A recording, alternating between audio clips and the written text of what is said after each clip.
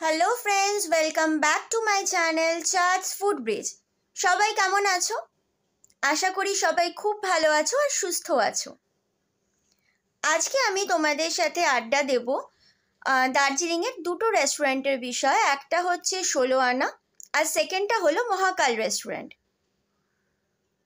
দুটোর খাবার নিয়ে আমি আলোচনা করব তোমাদের সাথে, আমার কেমন লাগলো, আমার পার্সোনাল এক্সপিরিয়েন্সটা। প্রথমেই যে রেস্টুরেন্টের বিষয় তোমাদের সাথে আমি কথা বলবো সেটা হচ্ছে ১৬ আনা, আর তারপর মহাকাল রেস্টুরেন্ট। তাহলে চলো দেখে নিই ১৬ আনা আর মহাকাল রেস্টুরেন্টে আমি কি কি খাবার অর্ডার করেছিলাম আর সেই খাবারগুলো আমার কেমন লেগেছে।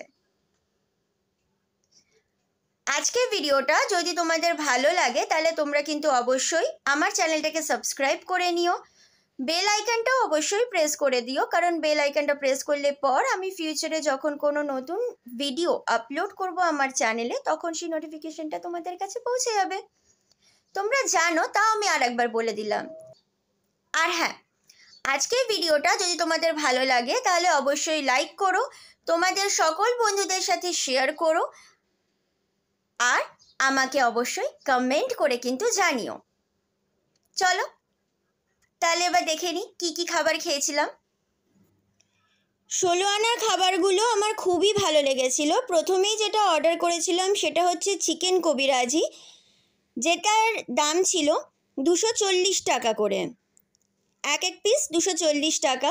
সাইজে খুবই বড় ছিল, ভেতরে চিকেনের যে পুরটা ছিল খুব ভালো ছিল, সলিড চিকেন ছিল আর খুব টেস্টিও ছিল।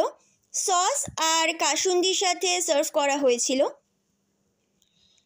তারপর যেটা অর্ডার করেছিলাম সেটা হচ্ছে লুচি, ছোলার ডাল আর আলুর দমের সাথে, দুটোর সাথেই অর্ডার করেছিলাম।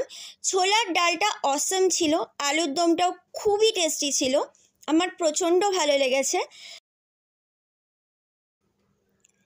4 পিস পার প্লেটে দেওয়া হচ্ছিল লুচি, এক প্লেটের দাম ছিল ৭০ টাকা করে। এছাড়া ছোলার ডাল একটার দাম ছিল ১২০ টাকা, আর আলুর দম এক প্লেটের দাম ছিল ১৫০ টাকা।